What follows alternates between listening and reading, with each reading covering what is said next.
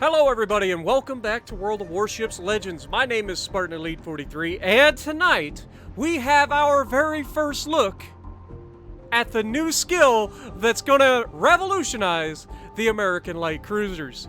Of course I am talking about Equilibrium of Power. Now, just to remind everybody what my build is, we've got a Cleveland fully upgraded, we've got Aiming Systems Mod 1, Propulsion Mod, Concealment System Mod, and we have Main Battery Mod 3. Okay? Our loadout. We are running a Stars and Stripes permanent camo that we got from the Bureau. We are running Community Contributor Flag. We are not running any boosters. We have the heels selected rather than the spotter plane. And we are sitting at 36,900 hit points. Yeah.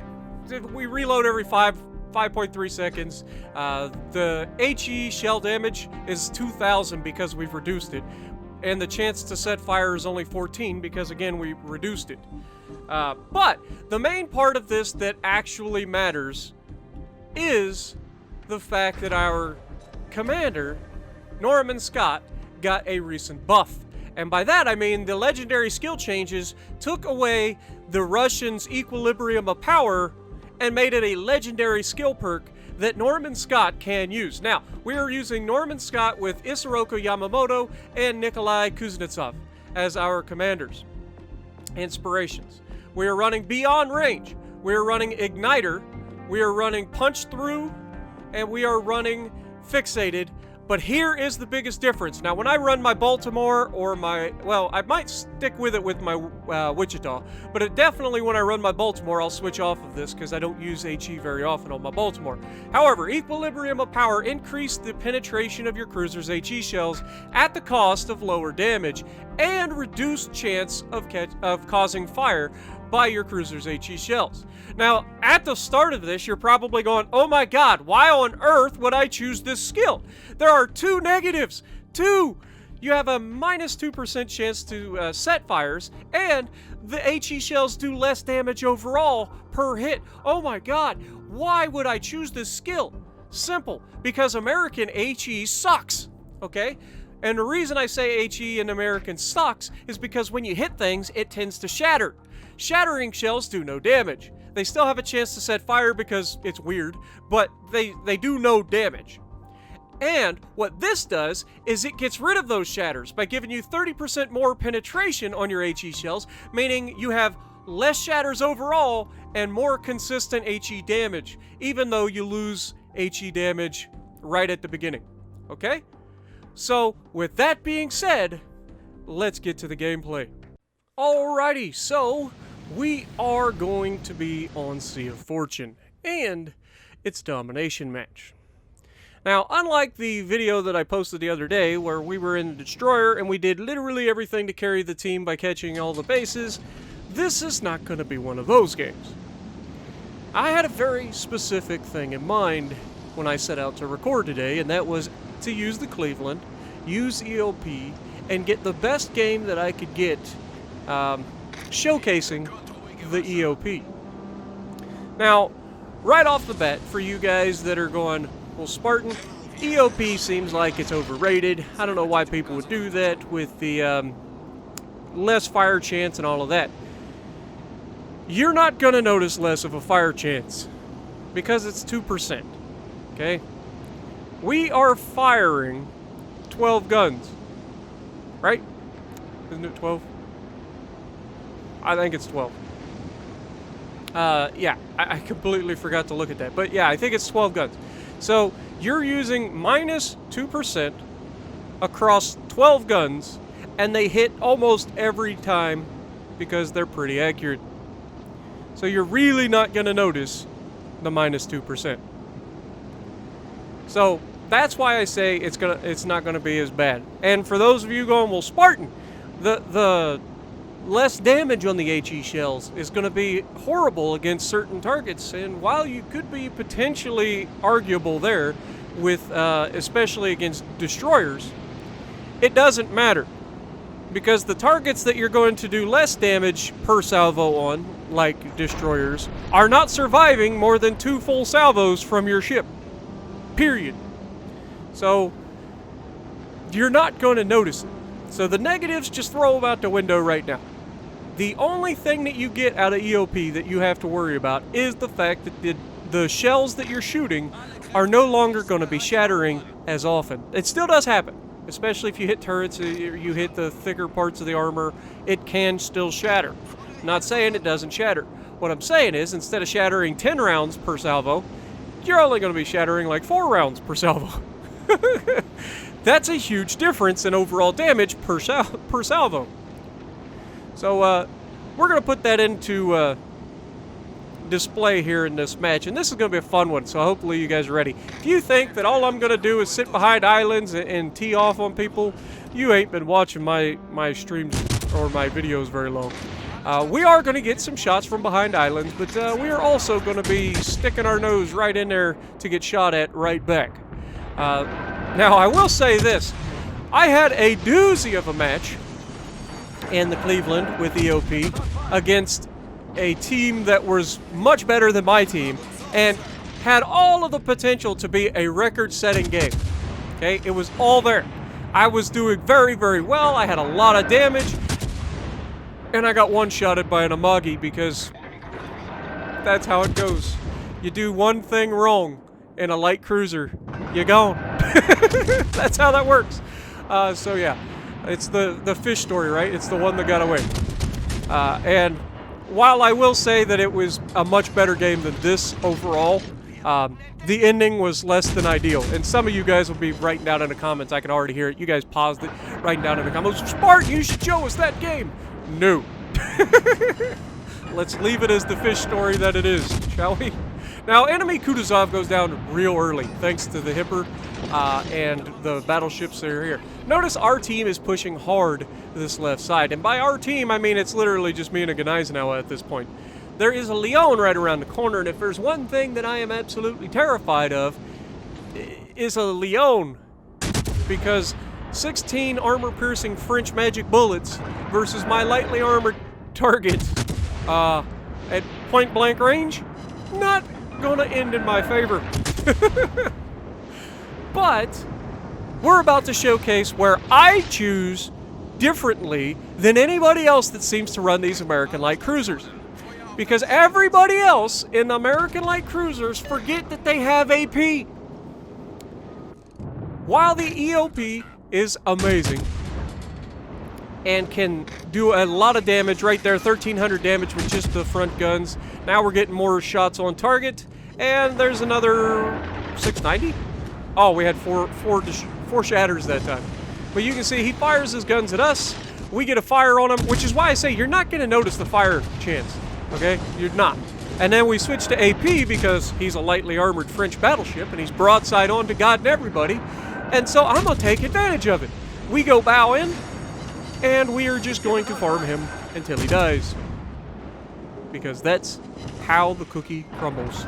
Every, 5 seconds, we reload and kill him. Like, it's just done. 34,000 damage early off. We get a shot of armor piercing versus this Hipper, and then we're going to go ahead. I kind of screwed the pooch on the reload there. Should have switched right away because I wasn't expecting him to stay broadside. Well, he is staying broadside. So you can see what I did with the armor piercing rounds and what it could have been an amazing shot. But you can see the HE is very comparable against cruisers to my armor piercing, unless, of course, I start scoring citadels, in which case the cruisers are pretty much going to die really, really quickly. But yeah, this Hipper is going to do something that a lot of cruisers will do in situations where they are outnumbered. They're going to kite away. You cannot chase kiting opponents. Do not chase kiting opponents.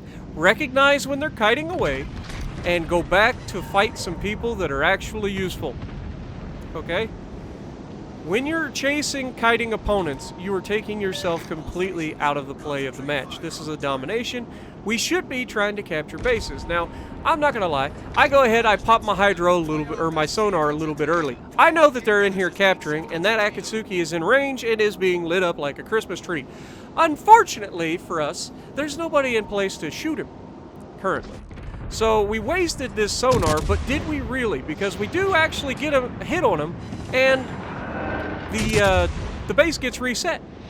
It was reset just before us, but look at that damage. 5,000 damage in a single salvo. He gets behind the island, unable to actually damage him from us, but the Ganaisano, on the other hand, is sailing right at him. And me and this Ganaisano are the only reason that our team has a chance in this game. You'll see what I mean in a moment.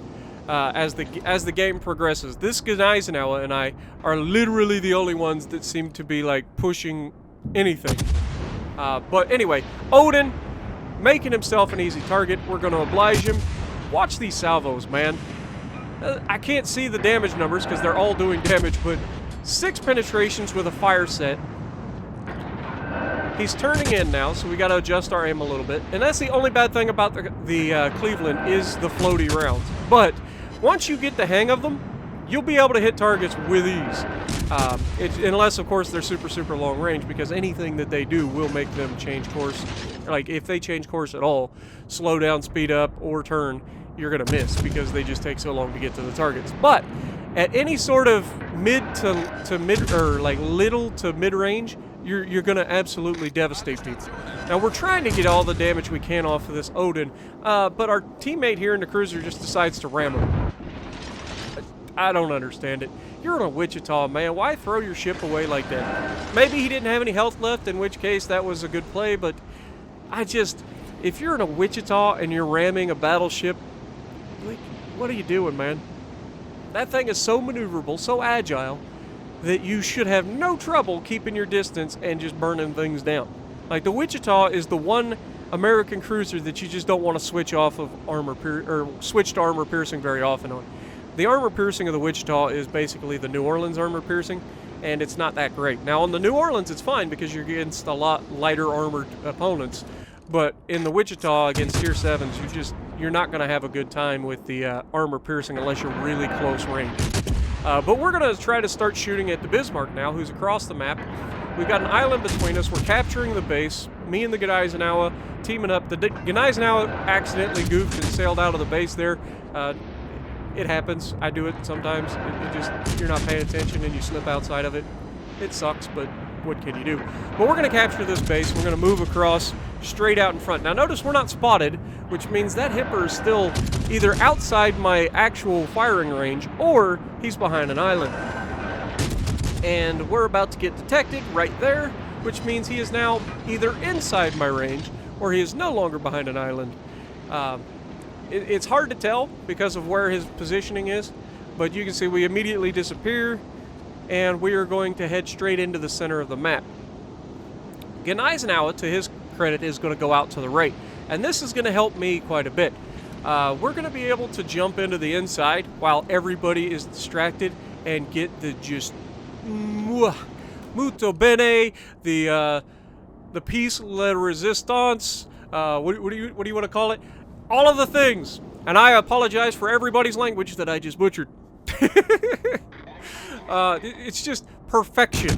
This is what American light cruisers are made for. Not just sitting at maximum range, kiting away, spamming HE all day. Yes, they can do that, but what I'm about to do is what they are built for. And that is catching people with their pants down. Like this Atlanta. Now, the first salvo on the Atlanta is HE. And you can see it does a decent amount of damage, 4 penetrations and a fire. That armor piercing, however, much better. 2 hits, third one got a Citadel hit, so we took most of his health. He immediately is going to get finished off as soon as he gets a chance. And oh my god, hello Bismarck, how you doing? Now, we did 1,300 damage with the high explosive. Watch the armor piercing. 8,490 damage with that salvo, and before he can even think about changing where he's looking, he's dead. That is what this ship is great at. That's what these American light cruisers are amazing at. Speaking of which, hello, Cleveland. You want to just not do what you're doing here? I'd rather not. You're probably running EOP as well, and that's not going to end well for me. And you can see he is doing a lot of damage with high explosive. We're trying to get out of the engagement with him because we both have a lot of health, but I am in a very compromised position, and he is not. So I want to get out of the way, at least for now. Now, because we're out of the chance of getting set on fire, we're going to move up. We're going to use this as cover, and we're going to get into the base just to make sure that nobody's going to start, like, capturing it, just in case he would slip in behind the island and try to capture it. But what we're also going to be able to do is we're going to catch a Nagato out here. Now, remember, the Gneisenauer is the only ship off to my right side. Me and him have been, like, the only ones that are actively trying to win. Now, the battleship on the backside, to his credit, is actually doing his job. He's killing the Hipper. The Hipper came up, saw he had a chance to take on a battleship solo, and that battleship, to his credit, is going to absolutely win his side. So I've got nothing bad to say about that battleship. He didn't go chasing the guy. He was headed to the cap, and the Hipper intercepted him, and he takes the target of opportunity. Now, this is what I'm talking about. You've got a Nagato broadside on at 12.7 kilometers, and we are just going to absolute 6 penetrations with high explosive. Okay? 8 penetrations with 1 shatter so far. 8 penetrations. Are you seeing where I'm going? Normally, these would be shattering. Or at least some of them would be shattering, but now they're not. They're all doing damage. And while they may not all record actual damage numbers, they're all doing damage to, say, secondaries or so on and so forth. And now we accidentally had it in reverse a little too much. I didn't want to get detected by the Nagato because 16-inch guns versus me, we already had that fight. It doesn't end well. But we've got him burning. We're going to get back out here, try to get some shots on him. I apologize to the Gneisenauer here. If you're watching this video, that was on me. I backed up a little bit too much. I apologize. But we're going to avenge you because this Nagato has absolutely no chance in this engagement. And by no chance, I mean he literally has no chance. The only chance he has is that the Cleveland behind me nukes me. And to his credit, he's actually going to do quite well. Now, we're getting a lot of damage per hit, but we switch to armor piercing when he's burning, and watch the damage that we're going to get with the armor piercing. Down he goes. Now, I switch back to HE because the Cleveland is here presenting a angled ship to me. I don't want to be taking shots at an angled ship. Now, he's getting a much better shot at me, but with the ability of kiting away, I can get more shots on him with the HE, plus the chances for fire, and we're going to manage to take him down here. And you can see this was a very, very close fight between the two of us. He was using AP, and I was using HE, and that angle, like with both of us being angled, he'd have been better off switching to HE if he has EOP. 147,000 damage done, 4 kills, narrowly missing out on our Kraken with a high caliber and a Confederate. Top of the leaderboard, 3,390 base XP. Not too shabby. So if you like what I'm doing, punch the like button, leave a comment below, subscribe to the channel if you haven't already, and as always, I will see you in the next video.